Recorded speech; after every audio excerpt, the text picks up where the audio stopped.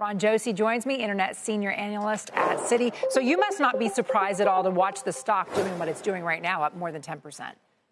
Oh, Contessa, thanks for having me. I mean, I think we are not surprised to see it up 10% because we finally got to see that reacceleration, or at least the beginning phases of it, based off the investments that they've made over the past, call it, year and a half or so.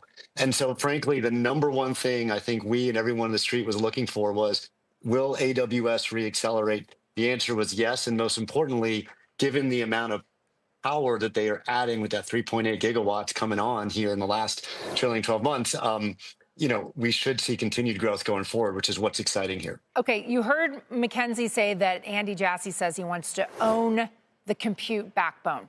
Does Amazon own it?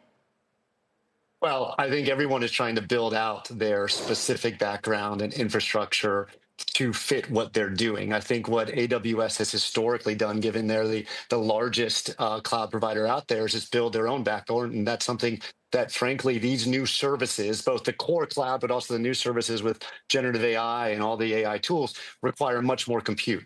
And so it was very clear that, frankly, power was a limiting factor in addition to chips. But now power is that limiting factor. And what the big surprise, I think, from this quarter was Amazon helped to solve that power by adding that 3.8 gigawatts in the past year. Another gigawatts coming on in the next quarter or so. And this is in addition to what Google's been doing. And Google's actually had tremendous success in basically verticalizing their approach to Gen AI with Gemini as well as their TPUs. So anyway, it's about owning the backbone, but it's also, there's so much demand that we're just seeing utilization rates continue to improve.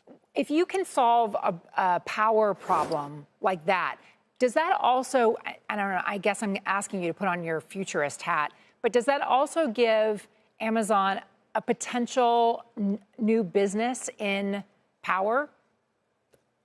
Well, it certainly gives them new business on what they can build throughout AWS, if that makes sense. So the fact that they now have ample power and they're bringing more on and they're announcing more partnerships, and Anthropic is one of the most well-known of them all, I think it tells you that a lot of businesses now have the opportunity and possibility to build on top of AWS. Prior to the announcement yesterday or them turning on those gigawatts, it was hard to know. And a lot of businesses were going to Google, certainly to Azure and others. And so I think now that Amazon is powered up, so to speak, I think they have more of a seat at the table to earn that right for new business. I would be remiss if I didn't ask you about the retail part of their business. I know that they're using AI and Rufus to power some of that.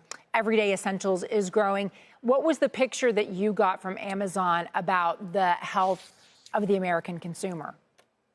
Yeah, I'll tell you, in addition to AWS reaccelerating and having enough power here to drive continued growth, the retail business is doing well. I think CEO Jassy ended the call saying that the holiday spending or the holiday shopping season is off to a decent start here. What we found most interesting from a retail perspective, not only were results better and essentials are up, I think growing at 20+%, but their agentic commerce approach with their Rufus chatbot and really the new Alexa Plus, you're seeing greater engagement. You're seeing Amazon bringing to life all of their reviews and their billion-plus SKUs to offer what people are looking for. And to hear Rufus already delivering, call it $10 billion of incremental revenue growth, I think that tells you that we're onto something. Now, agentic commerce is a huge debate in terms of where that's going to take place on the web. Yeah. And Amazon's doing their thing here, as is Google, as is ChatGPT and others.